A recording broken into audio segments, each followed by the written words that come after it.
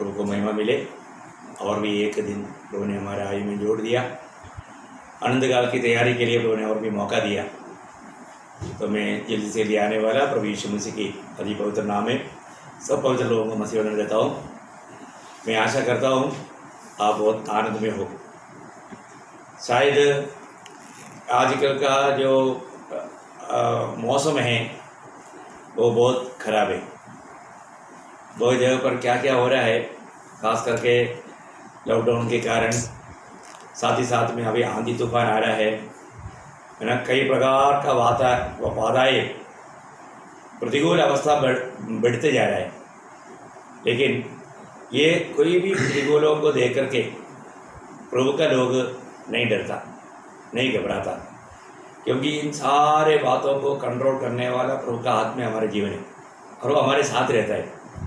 ये ज्ञान प्रभु के लोगों को है ना। कष्ट में, तकलीफ में, प्रेषित पौलुस कहने वाले एक शब्द में शुरुआत में आपको पढ़ाना चाहता हूँ। विषय में जाने से पहले 2 कोरिन्थी इसका पहला अध्याय उसका 3 से 5। हमारे प्रभु यीशु मसीह के परमेश्वर और पिता का धन्यवाद हो, जो दया का पिता और सब प्रकार की शांति का परमेश्वर है। वह हमारे सब क्लेशों में शांति देता है। देखो, सब प्रकार का शांति और हमारे हरेक क्लेशों में हमें शांति देता है, ताकि हम उस शांति के कारण जो परमेश्वर हमें देता है उन्हें भी शांति दे सके, जो किसी प्रकार के क्लेश में हो, किसी प्रकार का भी क्लेश में हो। क्योंकि जैसे मसीह के दुखों में हम अधिक सहभागी होते हैं, वैसे ही हम शांति में भी मसीह के द्वारा अधिक सहभागी होते हैं। बोलने का अर्थ क्या है कि हमें दूसरे लोगों को शांति दिलाने वाला बनाने के लिए प्रभु हमारे जीवन में अधिक प्रतिकूल को अनुभव देता है और अधिक प्रतिकूल में प्रभु अधिक शांति भी देता है, ताकि मतलब बाकी लोगों को हम शांति दे पाए। बोलेगा तो बाकी लोगों से बढ़कर के प्रभु जिसको इस्तेमाल करना चाहता है उसको मतलब प्रभु कष्ट में गुजरने देगा, और उन कष्ट और प्रतिकूल में प्रभु अपने शांति से उनको भर देता है। इसलिए वो जाकर के उन लोगों को सांत्वना दे पाएगा। कितना अनोखा बात है, हमारे प्रभु कितना अच्छा प्रभु है। वास्तव में मतलब प्रभु के ओर से पाया हुआ वो शांति या सांत्वना यदि हमें नहीं मिला होता तो जरूर हम नष्ट हो जाता था। परंतु प्रभु का बहुत महान प्रेम है। प्रभु हर वक्त में हमें शांति दे करके चलाता है। उसका कार्य मतलब अवर्णनीय है, हम किसी प्रकार भी वर्णन भी नहीं कर सकता। मैं आशा करता हूँ आप उस शांति के साथ रह रहे हो, है ना। उस शांति के साथ रहने वाला अनुभव बहुत बड़ी बात है। हमारे जीवन में हमें मिलने वाला वो शांति के बारे में आपको मालूम है। एक प्रकार बोलेगा तो जब यशायाह नबी की किताब उसका 66 अध्याय है, उसका 13 वचन में आपको मालूम है, एक बच्चा जब अशांति में डूब जाता है, वो बच्चे को मतलब सबसे अधिक शांति जल्दी देने के लिए लायक व्यक्ति उसका माँ है। बाकी कोई भी मतलब उनका वो बच्चे का कोई भी भाई बहन उड़ा हो, बाप भी उड़ा हो, कभी भी उसको इतना शांति नहीं मिलेगा जो माँ उसको अपने हाथ में लेता है। माँ जब लेता है तो उसको मालूम है किस प्रकार ये बच्चे को शांति दो।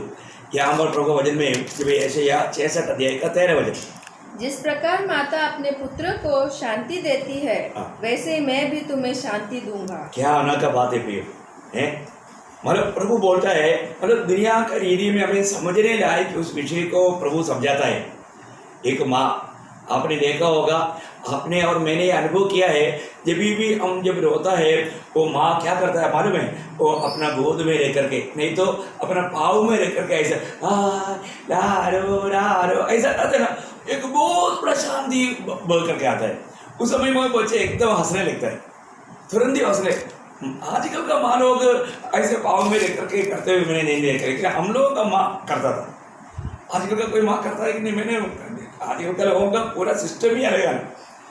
लेकिन मैं एक बात आपको बताना चाहता हूँ, आज जो पहले जो समय के जो लोगों में से जो प्यार मिलता था, वो प्यार शायद आज बच्चों को नहीं मिलता। उस प्रकार का वो गहरा एक प्यार रहता है। आप लोगों ने देखा है कि नहीं मुझे नहीं मालूम, एक माँ जब अपने बच्चे को अपने जो पाँव में रह करके जो भाई से जो करता है, वो एक विशेष आनंद में, कितना भी दुखी हो तो भी वो हंसने लगता है। बहुत अच्छी बात है। तो अभी यहाँ पर प्रभु बोलता है एक माँ के समान। क्या अनोखा बात है ना, दुख में रहने वाला व्यक्ति को सांत्वना चाहिए। उन्हें कोई ना कोई, आज भी शायद बहुत लोग मानो अपने जीवन में बहुत प्रकार का वेदना में, दर्द में रहेगा। आपका दिल के दुख को कोई नहीं देख सकता, प्रभु देखता है, परंतु उनको भी प्रभु इतना अच्छा सांत्वना देता है। प्रियो, हमारा अवस्था जान करके प्रभु हमसे बात करेगा। प्रेषित पौलुस जब पहला थिस्सलुनीकियों उसका दूसरा अध्याय 7 वचन में थिस्सलुनीकियों मंडली से कहने के टाइम पर वो क्या कहता है, परंतु जिस तरह माता अपने बालकों का पालन पोषण करती है, वैसे ही हमने भी तुम्हारे बीच में रहकर कोमलता दिखाई है। देखा कितना अनोखा बात है? हमें प्रभु के दासों को मंडली के लिए इस प्रकार का प्यार मिलना चाहिए, सांत्वना मिलना चाहिए। यहाँ पर प्रेषित पौलुस कहता है कि मैं तुम्हारे बीच में रह करके किसको पापा से कर पढ़ना उसका तो, परंतु जिस तरह माता अपने बालकों का पालन पोषण करती है, वैसे ही हमने भी तुम्हारे बीच में रहकर कोमलता दिखाया। देखो मतलब आत्मिक जन को आत्मिक बातों में कुछ भी गति ना होते हुए उसका अच्छा प्रबंध करके उन्हें मतलब प्रभु में मगन रहने लायक रोज। आज आप देखिए, अभी शायद मुझे मालूम नहीं कई जगह पर होगा, लेकिन आज नासिक मंडली के लिए रोज संदेश भेज रहा हूँ। संदेश सुनने का मौका है, कई जगह पर हो सकता है आजकल, लेकिन मेरे जानकारी में मुझे कई हमारे जगह से जो खबर आता है उनका उधर अभी भी जैसे नॉर्मल जो चलता था, मतलब मोबाइल में तक संदेश नहीं आता। हफ्ता में एक संदेश मिल गया तो वो भी एक भारी बात, और उसमें भी उनका सत्य वचन सही रीति में नहीं आता। बहुत लोग आत्मिक जीवन में कंगालपन में है, बहुत अकालपन में है। मैं आपको बताना चाहता हूँ मंडली को कितना अच्छी तरह, आज तकरीबन हर एक के पास मोबाइल है, उनको इस रीति में सुनने के लिए प्रभु ने मौका बना कर दिया। यूट्यूब के द्वारा प्रभु का ये अनुग्रह है कि लोगों को ये संदेश मिले और वो संदेश के द्वारा सांत्वना पाए। जरूर जो व्यक्ति प्रभु की आत्मा में रह करके सच्चा दिल से ध्यान से वचन सुनेगा, उनको जरूर ये वचन सांत्वना प्रदान करता है। मुझे कई लोगों ने पिछले दिनों में फ़ोन करके भी बताया कि ये सारा संदेश मेरे लिए था। तो कई लोगों से प्रभु ने बहुत गहराई से बात किया, उन्होंने संदेश को बहुत ध्यान से सुना। मैं प्रभु को बहुत धन्यवाद देता हूँ, क्योंकि प्रभु उनसे बात कर रहे हैं। प्रियो, ये सब प्रभु ने दिया है, प्रभु ने किया है। तो यहाँ पर पौलुस भी कहता है कि एक माँ के समान। प्रियो, मंडली जीवन कितना अनोखा बात है। वो एक घर है, प्रभु का घर है। प्रभु वहाँ पर प्रभु के लोगों के लिए कैसा प्रबंध किया हुआ है ना। साथ ही साथ मैं एक बात आपको बताना चाहता हूँ, ये जो वचन है ना, रोमियो का पत्री उसके 15 अध्याय का 4 वचन, रोमियो उसका 15 अध्याय का 4 वचन, जितनी बातें पहले से लिखी गई वे हमारी शिक्षा के लिए लिखी गई है कि हम धीरज और पवित्र शास्त्र के प्रोत्साहन द्वारा आशा रखें। देखो, यहाँ पर वास्तव में ये वचन हमें सांत्वना देता है, शांति प्रदान करता है। बहुत बड़ी बात है। मतलब आपका थोड़ा धीरज और शांति का दाता परमेश्वर तुम्हें वरदान दे कि मसीह यीशु के अनुसार आपस में एक मन रहो।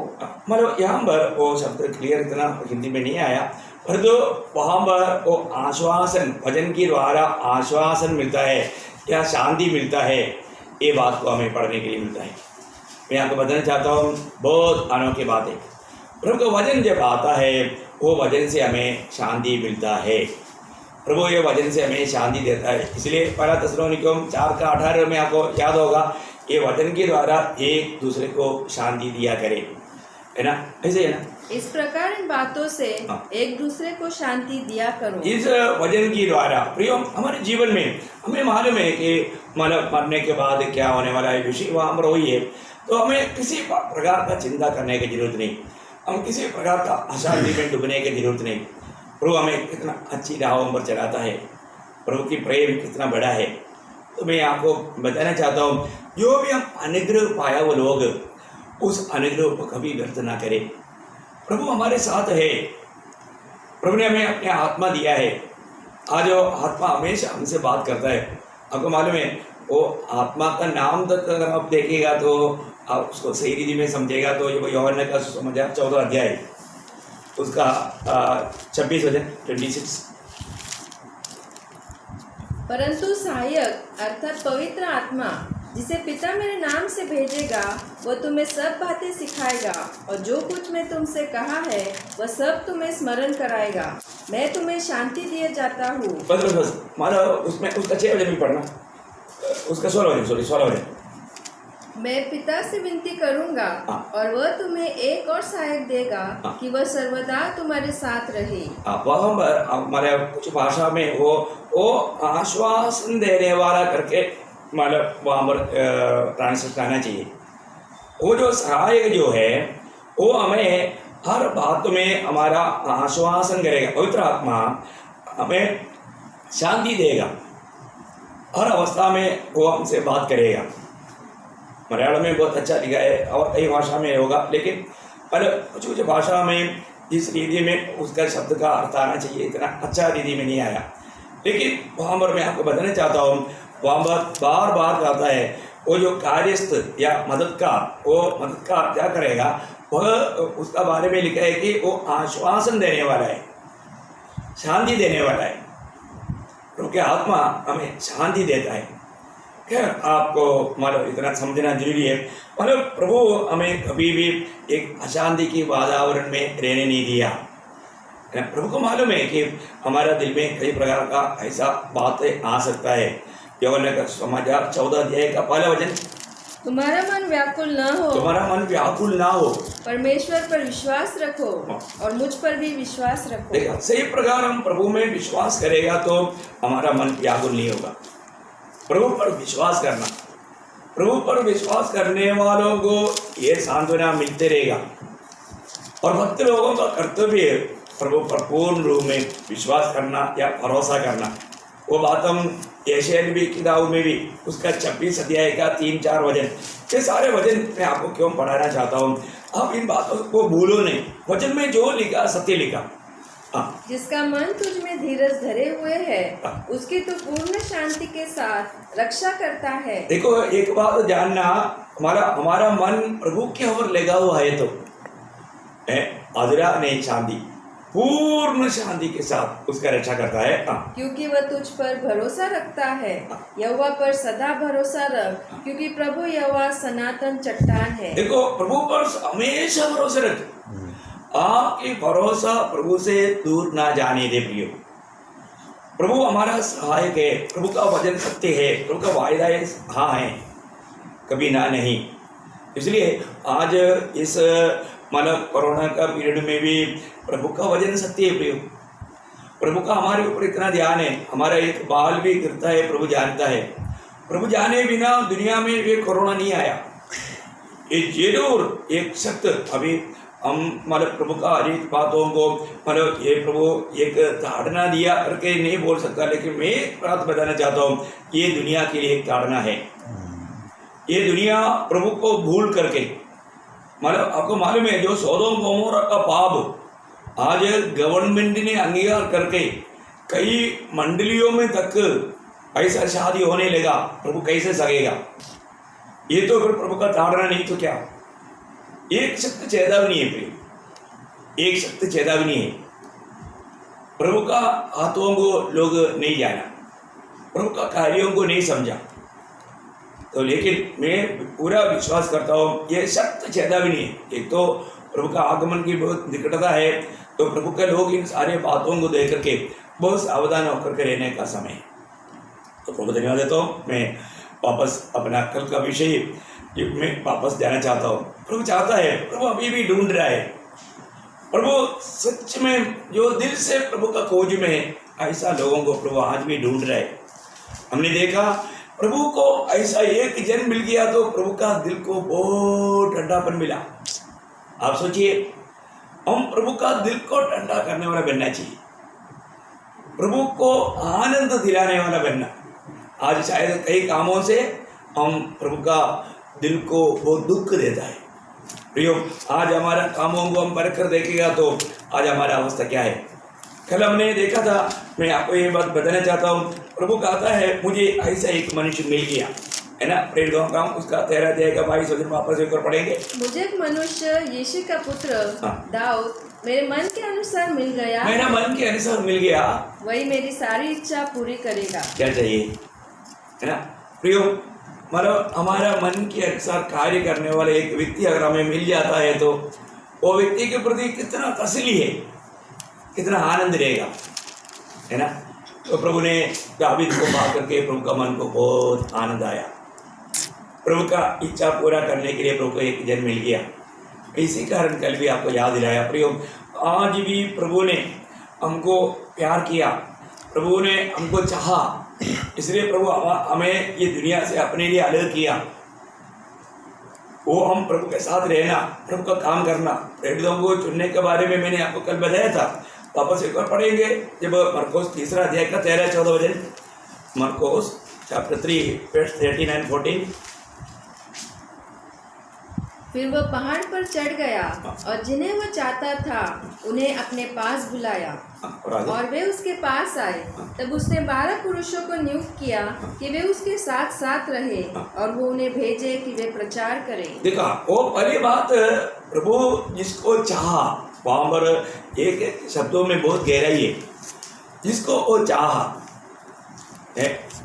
मतलब प्रभु ने हमें इस पीढ़ी में प्रभु ने चाहा, प्रभु हमें देख करके बोला तुझे मुझे पसंद आया, तुझे मुझे पसंद आया। आप देखिए कौन बोल रहा है, महान प्रभु बोल रहा है, तुझे मुझे पसंद आया। ओह, कितना बड़ा अनुग्रह मिला है। प्रभु को हम पसंद आ गया, प्रभु हमें पसंद किया, इतना जानकारी तक हमारे लिए कितना बड़ा आनंददायक बात है। प्रभु ने हमें पसंद किया। इस पीढ़ी में प्रभु कहता है कि मुझे तुझे पसंद आया। बहुत गहरी बात है। मैं उस शब्दों को पढ़ता है तो मैं अपनी भाषा में उस बात को मैं बहुत मनन करता हूँ। हमारे में क्या खूबी रहने के कारण प्रभु ने हमें चुना? कुछ भी नहीं प्रिय, कुछ भी नहीं है। हम किसी प्रकार भी मतलब उस प्रभु के निकट जाने के योग्य नहीं था। आज जो हमें मिला हुआ ये आशा, ये आनंद, ये शांति कितना अतुल्य है। आज कितनी बुद्धिमान लोग, ज्ञानी लोग, धनवान लोग, सुंदर लोग हैं, बहुत कुलीन लोग इस शांति पाने की खोज में ढूंढते रहता है, उनको नहीं मिलता। और तो ये शांति हमें ढूंढ कर आया। हम प्रभु को नहीं ढूंढा, प्रभु हमें ढूंढा और प्रभु बोलता है तुझे मुझे पसंद आया। ऐसे बात है। यहाँ पर मतलब उस समय में प्रभु का अनुग्रह का दृष्टि एक प्रकार दावीद पर हुआ। दावीद को देख करके प्रभु बोलता है दावीद मुझे तुझे पसंद आया है। बहुत बड़ी बात है। और प्रभु ने उसको मतलब अभिषेक किया, हमने देखा।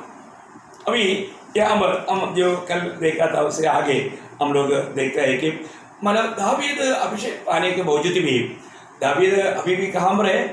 अभी भी प्रभु की ट्रेनिंग में है। वो सीधा राजगद्दी में जाकर नहीं बैठा, उसको अभी ट्रेनिंग की जरूरत है। प्रभु उस जंगल में उन भेड़ बकरियों के साथ उसको ट्रेनिंग दे रहा था। उसके बीच में प्रभु ने कई अनुभव दिया। वो अनुभव अभी उसका गवाही देने का टाइम आएगा, उस समय में पढ़ाएंगे। लेकिन अभी उस अवस्था से मतलब उसका पिताजी ईसाई ने उसको बुलाया और उसको एक संदेश दिया कि तुम जा करके अपने भाइयों का खबर लेकर आओ, कैसे क्या चल रहा है ये मालूम करके आओ बोल करके दावीद को वहाँ पर भेजा। याद हमने कल देखा। तो हम वहाँ पर जब गया तो अभी देखो, अभी दावीद के जीवन में, चुने हुए लोगों के जीवन में समस्या बहुत कई प्रकार आता है। अभी हमारे भी जीवन में, दावीद के जीवन में आया हुआ समस्याओं को वो कैसा सामना किया, वो बात है हमें सीखने का। अभी पिछले दिन में हमने प्रभु यीशु मसीह के स्वभाव को हमने देखा, भिन्न भिन्न प्रकार का मतलब 12, 13, 14 स्वभाव को हमने देखा। वैसे ही अभी दावीद के जीवन का खूबी, दावीद परमेश्वर का दिल के कैसे बना, वो बात हम थोड़ा सा स्टडी करने जा रहे हैं। यहाँ पर हम जब गए, जब पहला शमूएल 17 अध्याय उसका 28 वचन पढ़ना। जब दाऊद उन मनुष्य से बातें कर रहा था तब उसका बड़ा भाई एलियाब सुन रहा था और एलियाब दाऊद से बहुत क्रोधित होकर कहने लगा। देखो पहली बात, अभी उधर रुक करके पढ़ना है।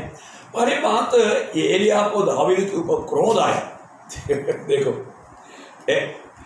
अभी अपना छोटा भाई उसके साथ वो इतना अच्छा मतलब भोजन लेकर के आया है, व्रत लेकर आया है, और तो अभी यहाँ पर एलियाब उसका बड़ा भाई है, उसको क्रोध आया। आपको मालूम है क्रोध कितना नुकसान करता है। क्यों क्रोध आया? उसको क्रोध आने का कारण क्या है? शायद उसका दिल में होगा, अरे मुझे राजा बनना चाहिए था, मुझे पर अभिषेक आना चाहिए था, लेकिन मुझे पर अभिषेक नहीं आया। उसमें वो शायद निराश होगा, क्योंकि वो सोचता है कि जरूर मतलब घर का पाला बेटा मैं है तो मुझको ही मिलना चाहिए। कई बार कई लोगों को ऐसा मतलब चाहत रहता है। जो भी है वो क्रोध का एक आधा कारण उसके आगे पड़ता है। उसके जब आगे बढ़ना, तू यहाँ क्यों आया है? तुम यहाँ पर क्यों आया है? और जंगल में उन थोड़ी सी भेड़ बकरियों को तू किसके पास छोड़ आया है? देखा, बोलने का अर्थ एक प्रकार उसका क्रोध का कारण यहाँ पर नंबर 1 बात हम ये देखता है कि जो हमारी भेड़ बकरियां हैं उसको तुमने मतलब तुम कहाँ छोड़ कर आया। बोलने का मतलब तुम कुछ समझता नहीं है, तुमको कोई जिम्मेवारी नहीं है, तुम्हें कुछ अक्ल नहीं है। तुम उस भेड़ बकरियों को देखना चाहिए ना, तुम हमारे बीच में अभी क्यों आया? इसलिए उसको गुस्सा आ रहा है। वो बोलता है तुमको बिल्कुल तुम बात समझता नहीं, तुमको जिम्मेवारी नहीं समझता, तुम्हारा काम है भेड़ बकरियों को देखना है, तुम कहाँ छोड़ कर आया। अभी उसको क्या लगता है कि दावीद मतलब ऐसे उसको उधरी छोड़ करके ऐसा आया करके, ऐसा है क्या? नहीं, उसको वास्तविक देना मैं नहीं मालूम, क्योंकि उसका 20 वजन पड़ रहा 17 का 20। अतः दाऊद सवेरे उठ भेड़ बकरियों को किसी रखवाले के हाथ में छोड़कर, देखा, मतलब सही प्रकार जो देखभाल कर सकता है उनके हाथ में छोड़ करके आया। वो ऐसा छोड़कर नहीं आया, उसको जिम्मेवारी है। देखो जब मतलब मंडली में जब अगुआ होने के कारण में कभी भी मतलब कुछ दिन के लिए जब गाँव जाता था तो मैं क्या करता था, मैं अपनी भाइयों को बोल करके एक दिन कौन संदेश देना, और मैं विनती करता था, बहुत प्रार्थना करके तो उसे प्राप्त करके देना, कोई कमी नहीं होने देना। मेरा आपसन जी में मंडली में मतलब अच्छा भोजन नहीं मिला ऐसा कभी कंप्लेन नहीं होने देना। और कुछ एक आधा लोगों को नीत करने के टाइम पर मैं उस दिन 2 लोगों को नीत करेगा, क्योंकि है ना वो लोगों में इतना विश्वास नहीं कर सकता, वो धोखा भी दे सकता है, वो टाइम पर वो आएगा ही नहीं उस दिन। इसलिए मैं उस दिन के लिए 2 लोगों को मतलब नीत करता था, और मैं पौड़ को बोलता था, ब्रदर मैंने 2 को नीत किया है, अगर वो भाई तो वही नहीं आया तो ये पढ़ाना करेगा। अब देखो ये जिम्मेवारी है। अभी अगर वो नहीं बोलेगा तो भी पड़ोस बोलेगा, मुझे मालूम है, लेकिन फिर भी मतलब एक भाई को भी नियुक्त करेगा उस दिन के लिए। और वह कई बार ऐसे लोगों ने ऐसा कार्य किया भी, मुझे बहुत दुख हुआ। मतलब जिम्मेवारी नहीं, दावीद ऐसे नहीं। देखो मैं एक बात आपको बताना चाहता हूँ, हमारा हर एक बातों में जिम्मेवारी भी स्वर्ग देखता है। हमें जिम्मेवारी है प्रियो, प्रभु में आने के बाद में हमारा जिम्मेवारी है। प्रेषित पौलुस तीमुथियुस को समझाने के टाइम पर एक बात बोलता है, 2 तीमुथी उसका 2 अध्याय उसका 2 वचन, 2 तीमुथी 2 अध्याय का 2 वचन।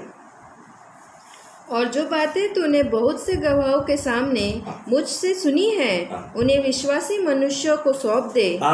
देखो वो बात विश्वास योग्य मनुष्यों को सौंपना, विश्वास गादियों के हाथ में नहीं सौंपना, ये भी एक बहुत बड़ी बात है। विश्वास योग्य लोगों को सौंपना, नहीं तो वो गड़बड़ी करेगा। प्रियो दावीद अपना जीवन में हर एक बातों में विश्वास योग्य रहा, और उसके बड़ा भाई एलिया उसके ऊपर क्रोधित हो रहा है। उसको बात उसने पूछा भी नहीं कि तूने मतलब वो भेड़ बकरी को क्या किया, ऐसा पूछा नहीं, सीधा डायरेक्ट क्रोध हो रहा है ना। शायद दावीद के दिल को शायद कितना चोट लगा होगा, ये मेरा बड़ा भाई मेरे ऊपर इतना क्रोधित क्यों होता। तो हमारे जीवन में ऐसा कई लोग ऐसा कुछ एक्शंस आएगा हमारे जीवन में, उन परीक्षाओं में हम क्या करेंगे? हम भी उस समय में मतलब गुस्सा करेंगे, हम या उस समय में नाराज हो जाएंगे। एक लड़ाई है, एक आत्मिक लड़ाई है। अगर कोई क्रोध भी करता है तो हमें उसके साथ क्या करना चाहिए, है ना? दावीद यहाँ पर उसके साथ कुछ भी नहीं बोला है। वो डांट को उन्होंने चुपचाप सगा, और अभी उसकी मतलब वो एक एक तीर भेज रहे हैं। दूसरा वो क्या कह रहा है, उसकी 28 वचन का आगे थोड़ा पढ़ना। तेरा अभिमान और तेरे मन की बुराई मुझे मालूम है। देखा अभी वो क्या बोल रहा है, तुम बहुत घमंडी है, तुम बहुत अहंकारी है, घमंडी है। अब देखो तेरा मन में क्या है मुझे मालूम है। आप बोलो, मन की बात कौन जानता? मन की बात सिर्फ प्रभु जानता है। परंतु यहाँ पर इसलिए बोलता है तेरा मन में जो है मैं जानता हूँ, मतलब वो अपने आप को प्रभु का स्थान ले लिया। सच्चाई ना जान करके इस प्रकार धोखा खाना कितना भयंकर बात है। एक एक लोगों का मन की बात है, किसको क्या मालूम है? प्रभु को मालूम। प्रभु जब वो शिमोन फरीसी के घर में भोजन के लिए बैठा, उनका मन का सोच को प्रभु ने देखा, और तो मनुष्य नहीं जान सकता। कोई भी मनुष्य ऐसे सोचेगा तो अभी एली ने सोचा अन्ना शराब पी करके तरफ उसका जीव मतलब हिल रहा है, इसको वो शराब पिया हुआ है, वो याचक है, वो उस समय का महायाचक है। परंतु उसने क्या सोचा, उसका सोच में उसका मन अवस्था को भी नहीं जान पाया। देखा कितना दुख भरा बात है प्रियो। हमारे जीवन में हम किसी की मन की बात को नहीं जान सकता। मन की बात को जानने वाला सिर्फ प्रभु है ना। पर जो एलिया यहाँ पर उस पर आरोप लगा रहा है, दावीद को बोलता है तू बहुत घमंडी है, तुम बहुत ऐसे बुरी अभिलाषा के साथ यहाँ पर आया है, ऐसे रीति में वो बात करता है। बहुत दुख की बात है, क्योंकि इस एलिया को परमेश्वर ने राजा होने के लिए क्यों नहीं नियुक्त किया? क्योंकि राजा को उसका प्रभु का उसका मन की बात मालूम था। साधारण रीति में उसको ही अभिषेक मिलना चाहिए था, पर उसका मन ठीक नहीं, उसका दिल ठीक नहीं था।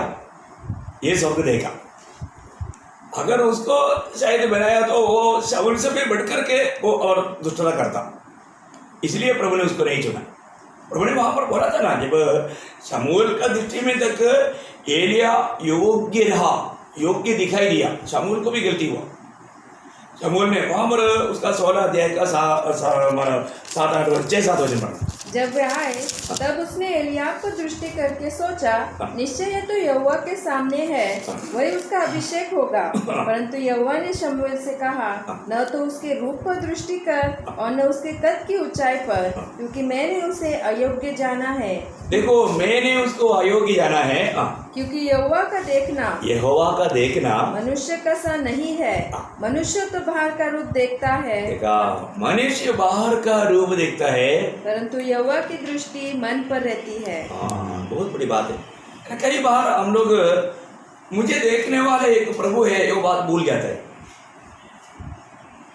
शायद हम अकेला बैठ करके कई बात सोचने के टाइम पर भी याद करना, हमारा सोच को देखने वाला प्रभु मुझे देख रहा है। ऐसा ज्ञान रखने से कितना अच्छी बात है ना। देखो, हम संगति में रहता है, कभी अकेले रहता है, कभी यात्रा में रहता है, वो समय में सब समय में एक बात याद रखना, प्रभु मुझे देखता है, प्रभु मेरा हरकत को देखता है, उसे बढ़ करके मेरे मन की विचारों को देखता है, मेरे मन में क्या हो रहा है वो देखता है। हर एक पवित्र लोगों को ये जानना। अभी यहाँ पर माने एलिया दावीद को बोलता है तेरे मन में क्या है मैं जानता हूँ। वास्तव में वो नहीं जानता, क्योंकि दावीद के मन में ऐसे कुछ बात है ही नहीं, वो सिर्फ आरोप लगा रहा है। देखो, कई बार दूसरे लोग हमारे ऐसे आरोप लगाएगा तो हमको क्या लगेगा? हमारे दिल में सिर्फ सबके प्रति प्यार है, पर लोग आरोप लगाता है ना। और आपका हमारे प्रति ऐसा है, आप हमेशा, कई बार मुझे लोगों ने बोला कि आप हमेशा हमारे बारे में बुरा सोचता है। अरे प्रभु के जन कभी ऐसे सोचेगा क्या? दूसरे लोग अच्छा बनने के लिए शायद डांटा होगा, कुछ समझाया होगा, आपको मालूम है जब अच्छी बात समझाने वाला बुरा बन जाता है फिर उनका दिल में क्या आता है, नहीं आपका दिल में हमारे प्रति हमेशा है बुरी विचार है, बुरी भावना है, बुरी इच्छा है। ऐसे नहीं प्रिय, हम कभी भी दूसरे को ऐसे न्याय ना करें। वो हमें कितना प्यार से हमारा कार्य करता होगा, तो ये बात को समझना। तो बहुत बार लोग ऐसा गलत रीति में सोचते हैं, वो सोच उसको उसका आत्मीय आनंद को सब नष्ट करता है। तो हमें ये बात को परखना। यहाँ पर मतलब कुछ भी ना होते हुए मतलब उनका बड़ा भाई ने इतना आरोप लगाया, तभी भी मुझे ऐसे लगता है कि दावीद को कुछ फीलिंग नहीं, दावीद उस बात को कुछ परवाह नहीं कर रहा है। दावीद उसको एक बहुत बड़ा विषय करके लिया नहीं। आप देखो कितना अच्छा दिल है, क्योंकि उनका ऐसा है ही नहीं है। और भी वो क्या बोल रहे हैं, देखो उसका वही 28 अध्याय का आखिरी भाग, तू तो लड़ाई देखने के लिए आया हो। देखो बताओ, दावीद को मालूम ही नहीं, दावीद ऐसा कोई लक्ष्य से नहीं आया है। लेकिन यहाँ पर एलिया बोलता है तुम लड़ाई देखने के लिए आया है। देखा लड़ाई देखने के लिए आया क्या? उसका 17 अध्याय का 17 वचन देखो, वो स्वयं नहीं आया, उसका पिता ने उसको वहां पर भेजा था। उसका 17 का 17 यीशु ने अपने पुत्र दाऊद से कहा, हाँ। ये एपा पर भुना हुआ अनाज हाँ। और ये 10 रोटियां लेकर छावनी में अपने भाइयों के पास दौड़ जा। देखा है प्रियो, हमें ये बात को जानना है कि मतलब उसको उसका पिताजी ने उसके पास भेजा था, ईसाई ने उसको मतलब उनके पास भेजा था। दावीद स्वयं नहीं आया, लड़ाई देखने के लिए नहीं आया, लेकिन वहाँ पर हम देखते हैं कि इस प्रकार का सारे आरोप उस पर लगाए आया। तब दावीद ने देखा अभी इधर रुकना अच्छा नहीं। आपको मालूम है यहाँ पर हम सही नहीं है करके जा रहे हैं, तो क्या करना चाहिए, उसके आगे बढ़ना। दाऊद ने कहा, हाँ। अब मैंने क्या किया है? हाँ। वह तो निरी बात थी। हाँ। तब उसने उसके पास से मुंह फेर के दूसरे के सम्मुख होकर हाँ। वैसे ही बात कही, हाँ। और लोगों ने उसे पहले के समान उत्तर दिया। जब दाऊद की बातों की चर्चा हुई, बस अभी उन्होंने, दावीद ने क्या किया, एलिया को छोड़ दिया। एलिया को छोड़ करके दूर चला गया। दूर जाकर के भी अभी क्या हो गया, अभी आपको मालूम है यहाँ पर दावीद में प्रभु का आत्मा का अभिषेक है। वो कभी भी मतलब किसी प्रकार का कोई ऐसा प्रतिकूल से डरता नहीं, क्योंकि उनमें प्रभु की आत्मा है। और प्रभु की आत्मा का खूबी आपको मालूम है, वो डर की आत्मा नहीं। अभी यहाँ पर एक ही व्यक्ति में प्रभु की आत्मा था, वो शाऊल था, परंतु शाऊल के ऊपर से वो आत्मा मतलब चला गया। इसलिए शाऊल भी डरते हैं। शाऊल भी मतलब गोलियत को देख करके डरने वाला एक अनुभव था। लेकिन हम यहाँ पर देखते हैं कि दावीद के बारे में चर्चा, मतलब दावीद पूछता है कि अगर इसको खत्म करेगा तो क्या मिलेगा, इसका सामना करके उसको हराएगा तो क्या मिलेगा। ये लोगों ने बोला पहले बात राजा का बेटी भी मिलेगा, बहुत तोहफा मिलेगा, और उसका घर को कर देने का बात, ये सब बात के झूठ मिलेगा। ये सारे बात उसने सुना। वो कई लोगों से बोला तो हाँ ये तो राजा का घोषणा है। अभी राजा खुद लड़ने के लिए जाने को तैयार नहीं। अभी उन दिनों में राजा जाकर के पहले आगे मतलब चलना चाहिए, लेकिन अभी आपको मालूम है शाऊल बाकी लोगों से कंधे से ऊपर लंबा था, इतना भारी मनुष्य था, लेकिन वो भी डर रहा है। गोलियत को देख करके उसके सामने जाने के लिए उसके पास हिम्मत नहीं। लेकिन हम देखते हैं कि अभी दावीद जब मतलब इस रीति में बात कर रहे हैं, तो ये बात शाऊल का कान में गया, और शाऊल ने दावीद को बुलवाया, और दावीद को देख करके शाऊल क्या बोला, देखो एक व्यक्ति है ना, हमें आत्मीय में निराशा लाने वाला कई बात आएगा प्रियो। मतलब सेवा का कार्य भी करने के टाइम पर तुम क्या करेगा, कैसे सेवा करेगा, तुम्हारे पास कोई बाइबल पढ़ने का सर्टिफिकेट है क्या? कई बातों में निराश करने वाला कई वादा आएगा प्रियो। प्रभु का कार्य प्रभु कराता है, प्रभु नियुक्त करता है, प्रभु सामर्थ्य देता है, प्रभु की आलोचना में पा करके देना है। ये मतलब दुनिया के लोग जैसे कर रहे हैं वो काम नहीं है प्रियो मसीह सेवा। ये दुनिया का कोई सर्टिफिकेट का कोई मूल्य प्रभु के मसीह में नहीं। मैं आपको बताना चाहता हूँ, एक भजन का कोई ज्ञान का सर्टिफिकेट ले सकता है? कौन देगा? देखो ये हमारा बुद्धि में सीख करके मतलब एग्जाम में पास हो करके निकलने वाला सेवा नहीं, ये सब आत्मिक सेवा है प्रियो। वो दिन रात का फर्क है। बहुत लोग मुझे मालूम है मेरे साथ सहमत नहीं होगा, आपका सहमति की जरूरत नहीं, लेकिन सच्चाई होगी। मैं सच्चाई का घोषणा कर रहा हूँ। तो सबसे बड़ी बात मैं आपको बताना चाहता हूँ, हमें मतलब प्रभु नियुक्त करना है। अभी प्रभु ने नियुक्त किया हुआ प्रभु की अभिषिक्त दास यहाँ पर आया। अभी सारा इस्राएल विरोधी मतलब फिलिस्तीन से या उससे आगे खड़ा होने वाला गोलियत का आवाज सुनकर भाग रहा है, परंतु दावीद उसको सामना करने के लिए वो तैयार हो गया। अभी राजा ने जब उसको बुला करके उससे बात किया, उसको देखते ही राजा का होश उड़ गया। राजा को बहुत खुशी मिला, कुछ तो कोई तो तैयार हो गया है। राजा बहुत आनंद में था, परंतु दावीद को देख करके राजा शाऊल का आनंद चला गया। वो क्या बोलते हैं उसका 17 शाऊल ने दाऊद से कहा, तू जाकर उस फलिस्ती के विरुद्ध युद्ध नहीं कर सकता, क्योंकि तू तो लड़का ही है और वह लड़कपन ही से योद्धा है। देखो है, अभी दावीद को शाऊल बोलता है, अरे मैंने सोचा था कोई तकड़ा है, मतलब मेरा आर्मी में से होगा, नहीं तो कोई ऐसा कोई योद्धा आया होगा लड़ने के लिए, क्योंकि गोलियत को देखेगा तो उसके सामने साधारण लोग कोई जाने की हिम्मत नहीं रखेगा। वो इतना भारी मनुष्य है, एकदम राक्षस जैसा, इतना लंबा चौड़ा, मतलब इतना जवानी से योद्धा होकर के सब बड़ा हुआ व्यक्ति के सामने कौन जाएगा। अभी दावीद को देख करके एकदम शाऊल बहुत दुखी हो गया।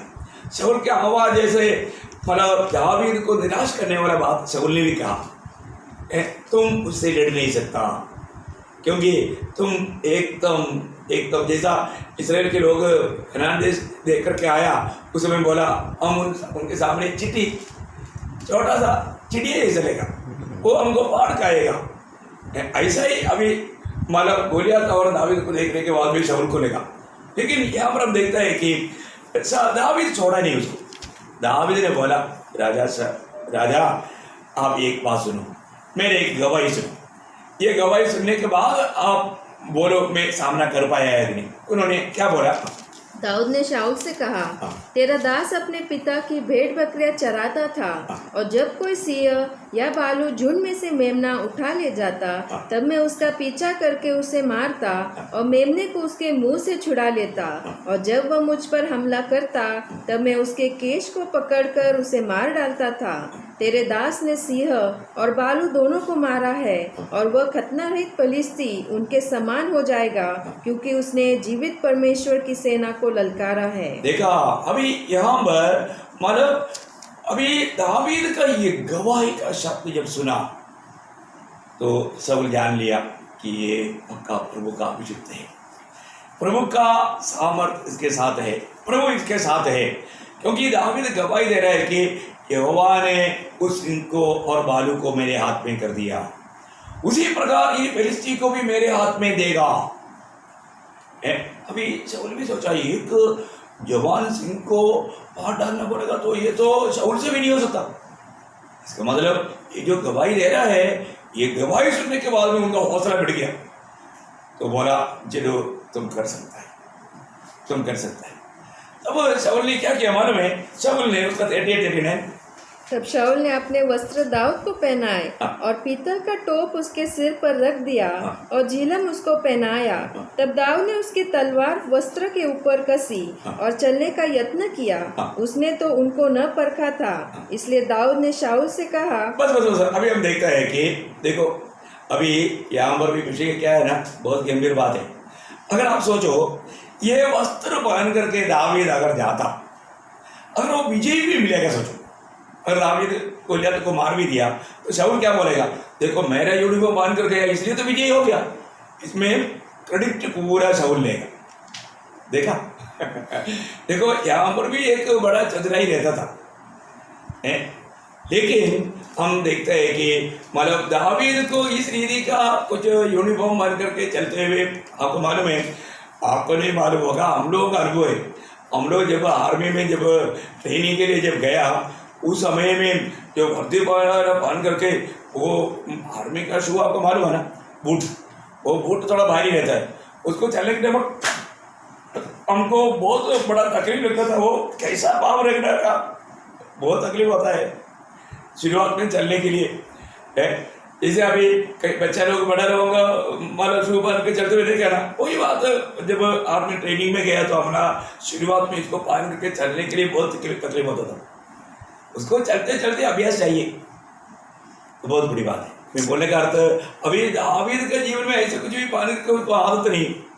अभी वो देखा ये तो मतलब हाथ बिगड़ जाएगा, उन्होंने सब खोल कर रख दिया और अपने एकदम सादा रीति में सादा रीति में वो उसको सामना किया। और वो लड़ाई के बारे में आपको मालूम है, मैं बहुत विस्तार से बोलने की जरूरत नहीं, लेकिन एक उसका 40 मिनट पढ़ना। तब उसने अपनी लाठी हाथ में ली, लाठी हाथ में लिया और नाले में से 5 चिकने पत्थर छांटकर अपनी चरवाही की थैली अर्थात अपने झोले में रखे और अपना गोफन हाथ में लेकर पलिश्ती के निकट गया। देखो अभी वो एकदम जो चरवाओं को चराने के टाइम पर, भेड़ों को चराने के टाइम पर वो जो भी अपने हाथ में संभालती थी, उस प्रकार की बातों को वो अपने हाथ में लेकर के वो चल दी। अब देखो है ना, उसका 45 है। दाऊद ने पलिश्ती से कहा, तू तो तलवार और भाला और सांग लिए हुए मेरे पास आता है, परंतु मैं सेनाओं के यहोवा के नाम से तेरे पास आता हूँ। देखा, मतलब दावीद यहाँ पर कोई हथियार के बल से नहीं, प्रभु का नाम से, यहोवा के नाम से वो आगे बढ़ रहा है। देखो कितना अनोखा बात है। विरोधी उसके बल उनका हथियार है, परंतु हम देखते हैं कि यहाँ पर दावीद प्रभु में भरोसा करके, प्रभु में आश्रय करके वो आगे जा रहे हैं। दावीद के जीवन को देखो प्रिय, कितना अनोखा बात है। हमारा आज भरोसा, हम कोई भी बात को सामने करने के टाइम पर हम प्रभु के नाम पर आगे बढ़ेगा तो हमारे लिए हमेशा विजय है। और आज हम विजय क्यों नहीं पाता, हम उस प्रभु के नाम से आगे नहीं बढ़ता। हर एक काम हमें प्रभु का महिमा के लिए कार्य करना चाहिए। वो हमारा 1-2 बजे उसका 47। और यह समस्त मंडली जान लेगी कि यहोवा तलवार या भाले के द्वारा जयवंत नहीं करता, इसलिए कि संग्राम तो यहोवा का है और वही तुम्हें हमारे हाथ में कर देगा। देखा, ये लड़ाई प्रभु का लड़ाई है। प्रभु को लड़ने के लिए तलवार का जरूरत नहीं। क्या अनोखा हमारा विश्वास है, क्या घोषणा है। उसका 50 है। जो दाऊद ने पलिश्ती पर गोफन और एक ही पत्थर के द्वारा प्रबल होकर उसे मार डाला। देखा, सादा रीति में। अभी बाकी संभव आपको मालूम है, मैं इसलिए वो पूरा कहानी को बदलना नहीं चाहता, लेकिन हम देखते हैं कि दावीद वहाँ पर विजय लिया। आज भी आपको मालूम है, इसराइल के लोग मतलब इतना एक छोटा सा देश है। जब आज़ादी पाने के बाद में 67 में 5 डेज जो वार हुआ, पूरा वर्ल्ड जानता है ना। इतना भयंकर रीति में 5 देश इतना बड़ा सेना के साथ, देखो उस समय में वहाँ पर 5 लाख लोग नहीं, और उनके चारों तरफ आया हुआ सेना 5 लाख से अधिक है। और इतना मतलब उनके पास हथियारें था, लेकिन 5 दिन में उन्होंने उनको हरा करके यरूशलेम को भी अपना कब्जा कर दिया। अब देखो उनको मतलब दुश्मनों को बहुत बड़ा नुकसान हुआ। क्यों? प्रभु उनके साथ है। और उसके बाद में जितना भी लड़ाइयाँ चलते रहा, वहाँ पर सब इसराइल हमेशा विजयी होते गया। अभी एक आखिरी थर्ड वर्ल्ड वार होने वाला है, वो भी अभी कई लोग सोचता है कि अभी अपना इंडिया का बॉर्डर में मतलब चाइना और पाकिस्तान मतलब चिढ़ा रहा है ये, और कई लोग सोचते हैं कि ये वर्ल्ड वार हो जाएगा। नो, अभी एक वर्ल्ड वार होगा, वो इसराइल के खिलाफ होगा। ये सारे बात तो बाइबल में लिखा है। इसलिए बाकी और अभी कुछ दिन पहले ईरान में भी जो बात हुआ, लोगों ने सोचा शायद वर्ल्ड वार में बदलेगा। नहीं, वर्ल्ड वार अभी और कोई रीजन नहीं, वो इसराइल यरूशलेम के कारण रहेगा। यरूशलेम के कारण अभी वो बात होने वाला है। उसके लिए उसको बोलता है आर्मगेदोन लड़ाई। इसका पूरा परमेश्वर के वचन में ये सारा जगह, सारा लड़ाई और सारा देश सब नियुक्त है। प्रभु का वचन कितना सुंदर है। तो मैं आपको बताना चाहता हूं कि अभी दावीद ने अमर विजय प्राप्त किया। दावीद के जीवन में हमेशा वो प्रभु के साथ रहा, प्रभु की आलोचना में रहा। प्रभु की आलोचना था ये लड़ाई, क्योंकि आपको मालूम है उसको ट्रेनिंग दिया प्रभु ने। उसको प्रभु ने अभिषेक करने के बाद में और भी करीब 13 साल वो जंगल में घूमते हुए, भेड़ बकरियों को चराते हुए, है ना, वो सिंह का भी सामना किया, भालू का भी सामना किया, क्योंकि आगे जा करके एक गोलियत को सामना करना था, एक गोलियत को सामना करना था। मैं एक बात आपको बताना चाहता हूँ, यह सब दावीद ने विजय प्राप्त किया। दावीद के जीवन में एक बड़ा हार हुआ। बाइबल पवित्र है, सत्य है, इसलिए कोई बात छिपाता नहीं। आपको मालूम है बाइबल उस बात को भी मतलब पॉइंट करके हमें बताता है। दावीद के जीवन में जो हार हुआ वो बात पर वो मतलब प्रभु का दिल को बहुत दुखाया। दावीद ने जो भी किया वो प्रभु को पसंद नहीं था ना, वो बात आपको मालूम है। उसको इस रीति में बाइबल में लिखा है, मैं आपको बताना चाहता हूँ। मतलब पहला राजा 15 अध्याय उसका 5 वचन, पहला राजा 15 अध्याय का 5 वचन। क्योंकि दाऊद वह किया करता था जो यहोवा की दृष्टि में ठीक था। देखो दावीद सर वही करता था जो यहोवा का दृष्टि में ठीक था। और हित्ती उरिया की बात के सिवाय और किसी बात में यहोवा की किसी आज्ञा से जीवन भर कभी न मुड़ा। देखा, ये बाइबल में दिया हुआ एक बड़ा गवाही है। मतलब हित्ती उरिया का पत्नी बत्शेबा से मतलब देखो अभी गोलियत के ऊपर भी विजय प्राप्त हुआ। दावीद अपनी आंख को संभाल नहीं पाया है। देखा प्रियो, कितनी बार लोग जाकर के पापों में फंस जाता है ना, वो दृष्टि पर विजय प्राप्त नहीं कर पाया।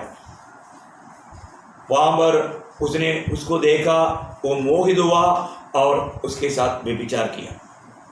देखो परंतु ये काम प्रभु को बिल्कुल पसंद नहीं था। मैं आपको बताना चाहता हूँ, प्रभु की दृष्टि में हमेशा हर बात योग्य रीति में कार्य करने वाला दावीद के जीवन में ऐसा एक भयंकर ये आया। मतलब उसका दूसरा शमूएल उसका 11 अध्याय उसका 27 वचन का लास्ट पार्ट, बी पार्ट, आखिरी वचन, आखिरी शब्द, सेकंड शमूएल 11 अध्याय का 27 वचन का लास्ट पार्ट। परंतु उस काम से जो दाऊद ने किया था यहोवा क्रोधित हुआ। हाँ देखा, यहोवा क्रोधित हुआ। देखिए हमारे जीवन में मतलब प्रभु क्रोधित होने लायक कोई काम हम ना करें। अब ये बात भी क्यों लिखा है, हमारे जीवन के लिए चेतावनी। हम ऐसे कोई बुरे बातों में, गलत कामों में ना जा करके फंसे।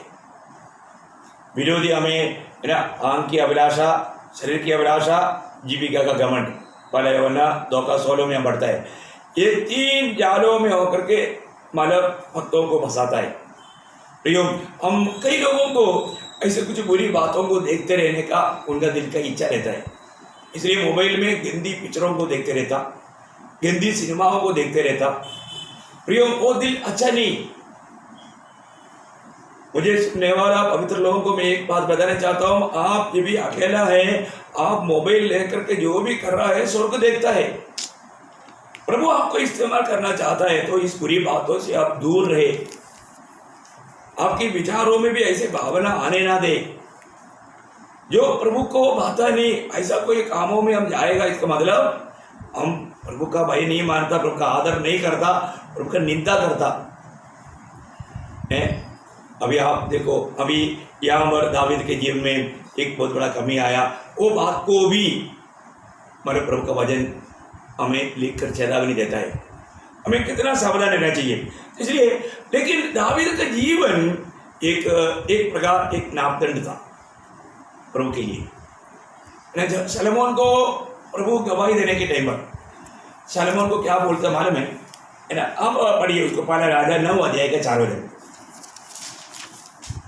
पहला राजा 9 का 4।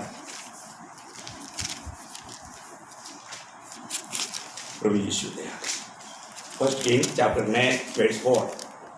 और यदि तू अपने पिता दाऊद के समान मन की खराई, देखा, तुम्हारा पिता दावीद की समान। देखा, प्रभु उठा करके सलमोन को बोल रहे हैं, तुम्हारा पिता दावीद के समान मन की खराई और सीधाई से अपने को मेरे सामने जानकर चलता रहे और मेरी सब आज्ञाओं के अनुसार किया करे और मेरी विधियों और नियमों को मानता रहे, तो मैं तेरा राज्य इज़राइल के ऊपर सदा के लिए स्थिर करूंगा। देखा, तेरा राज्य को मैं स्थिर करेगा। देखिए, सलमोन को एक बहुत बड़ा वायदा प्रभु ने दिया, क्योंकि दावीद हर बात में प्रभु की इच्छा जान करके उसकी बातों को माना। और आपको मालूम है, बहुत से राजाओं का जीवन के बारे में हम देखते हैं कि उनका मन दावीद के जैसा प्रभु की ओर एकाग्र नहीं था।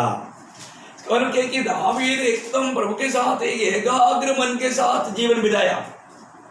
मैं आपको बताना चाहता हूँ प्रियो, उनके लिए एक नापतन था दावीद का जीवन, एक बहुत बड़ा एक आदर्श था, नमूना था। और हमारे लिए प्रभु यीशु मसीह है। तो मैं एक बात आपको बताना चाहता हूँ कि दावीद उन दिनों में प्रभु की इच्छा जानने में, मानने में बहुत उत्साही था। लेकिन इतना बड़ा चेतावनी सलमोन ने पाया, लेकिन सलमोन का जीवन ऐसा नहीं रहा है, दावीद का जैसा नहीं रहा। हम लोग उसका 11 वाला राजा 11 अध्याय उसका 4 वचन का लास्ट पार्ट। और उसका मन अपने पिता दाऊद के समान अपने परमेश्वर यहोवा पर पूरी रीति से लगा न रहा। देखा, मतलब सलमोन का मन दावीद के जैसा पूर्ण रूप में प्रभु के साथ लगा नहीं रहा। प्रियो, एक बात जानना है, हमारे जीवन में हमारा मन प्रभु की ओर लगा रहना।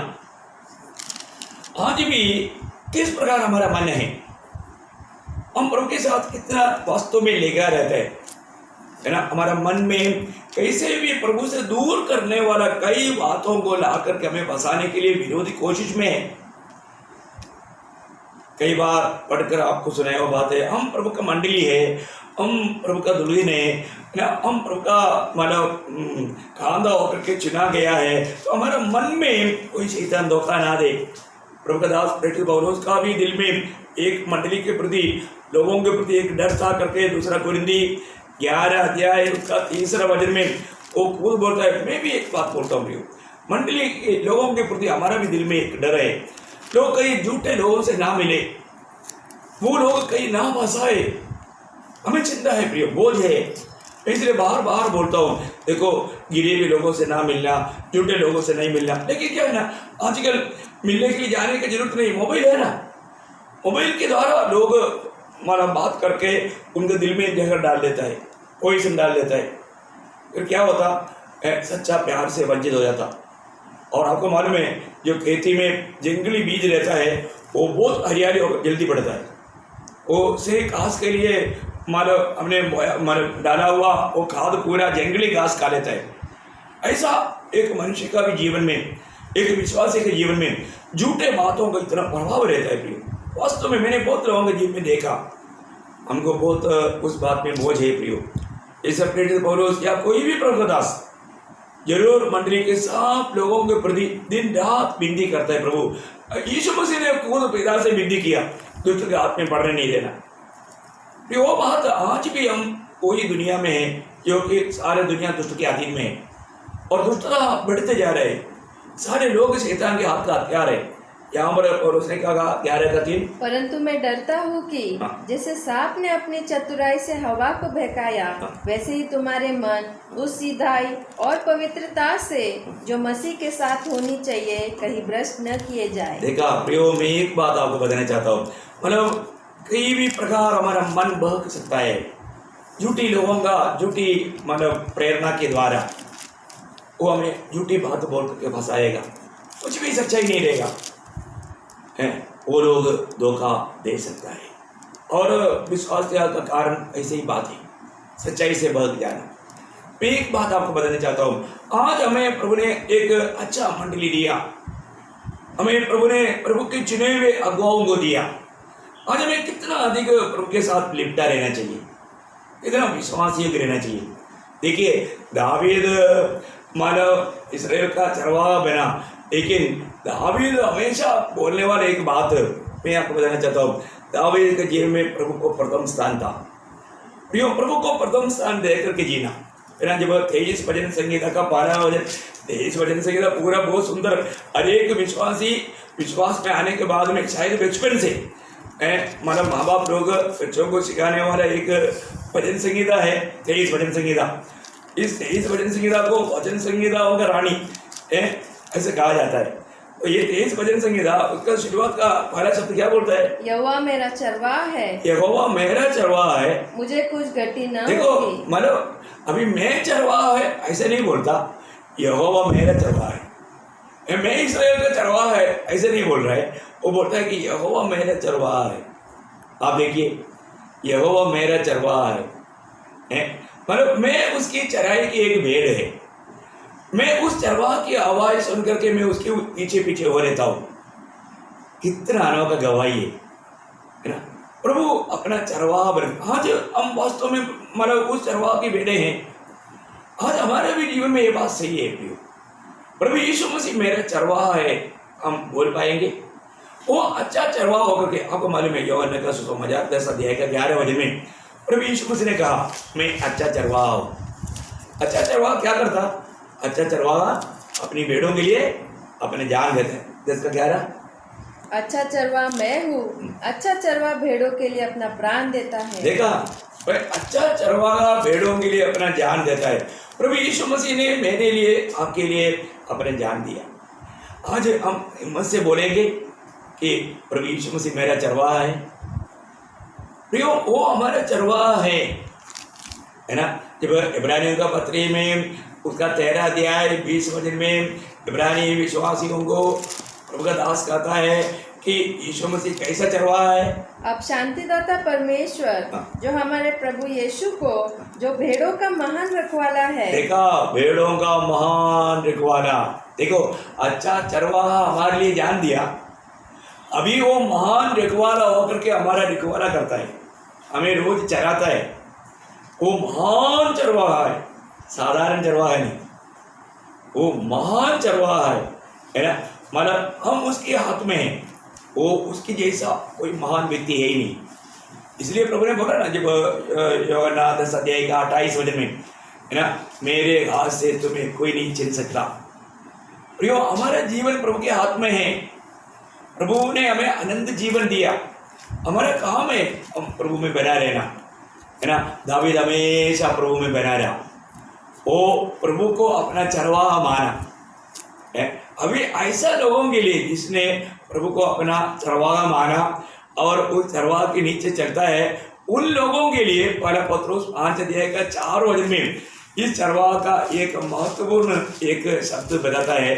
पहला पत्रोस 5 का 4, जब प्रधान रखवाला प्रकट होगा तो तुम्हें महिमा का मुकुट दिया जाएगा। देखा, प्रधान, अभी यीशु मसीह उस समय में प्रधान रखवाला होकर के प्रकट होगा, है ना। अच्छा चरवाहा है, महान चरवाहा है, प्रधान चरवाहा। देखा, हमें तोहफा लेकर के आ रहा है, हमको लेने के लिए आ रहा है। प्रियो, हम उसके हाथ के तले चलने वाला होना चाहिए।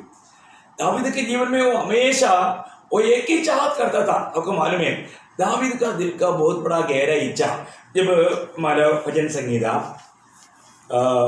उसका 26 अध्याय का 8 वचन पढ़ना, 26 का 8। हे यहोवा, मैं तेरे धाम से, तेरी महिमा के निवास स्थान से प्रीति रखता हूँ। देखा, हमारा प्रभु का निवास है, हमारा प्रभु की उपस्थिति को बहुत पसंद करता था, प्रभु की उपस्थिति को बहुत चाहता था। बोले का उनके जीवन में प्रभु को प्रथम स्थान था। इसलिए 27 का 4 क्या सुंदर वचन है। एक वर मैंने यहोवा से मांगा है, उसी के यत्न में लगा रहूंगा कि मैं जीवन भर यहोवा के भवन में रहने पाऊं। देखो, प्रभु से वो एक प्रार्थना कर रहा है, प्रभु मुझे एक वरदान दे, मुझे हमेशा सिंहासन में बैठना, महल में रहना, चारपाई में रहना, वो नहीं उसका इच्छा, प्रभु का उपस्थिति। प्रियो, एक सच्चा भक्त का दिल में प्रभु का उपस्थिति का बहुत बड़ा मतलब दिल में चाहत रहेगा।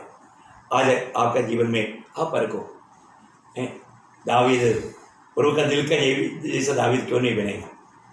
क्योंकि हर बात में बोलने के लिए दाऊद के जीवन को आप पढ़ेगा तो बहुत ऐसे श्रेष्ठता का बात है।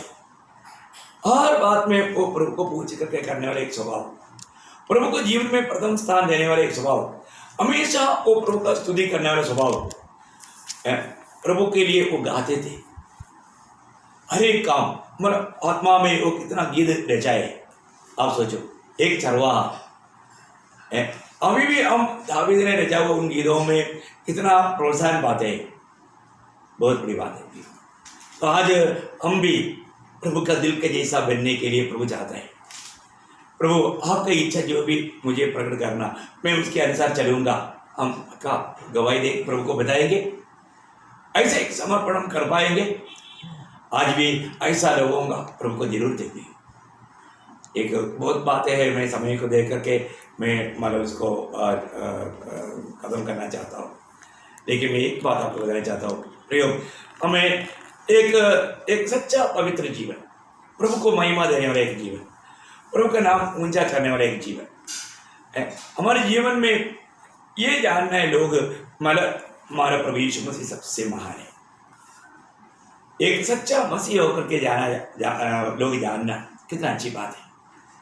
तो दाऊद के जीवन के द्वारा इस्राएल में एक सच्चा परमेश्वर है, और यहोवा परमेश्वर ही सच्चा परमेश्वर है, वो बात को दाऊद ने अपने जीवन के द्वारा प्रमाणित किया और उस प्रभु का उपस्थिति को अधिक चाहा। और 16 वचन संगीत का 8 वचन में बोलता, मैं हमेशा निरंतर में यहोवा को मेरे सामने देखा है। वो हमेशा प्रभु को अपने सामने देखते हुए, क्या प्रभु मेरा बातों को देख रहा है, ये बात का विश्वास ही वो कदम बढ़ाती थी। मैं प्रभु का दृष्टि में हूँ, मैं प्रभु की आलोचना में हूँ। तो हमें ये कहने के लिए आना चाहिए, आज प्रभु हमारे साथ है, जो प्रभु की संगति में रहता है उसके साथ एक आत्मा है, और हमारा प्रभु जल्दी आ रहे हैं फिर। इसलिए दुनिया की कई अवस्थाओं में देख कर ना घबराना, प्रभु के आगमन की तैयारी में रहना।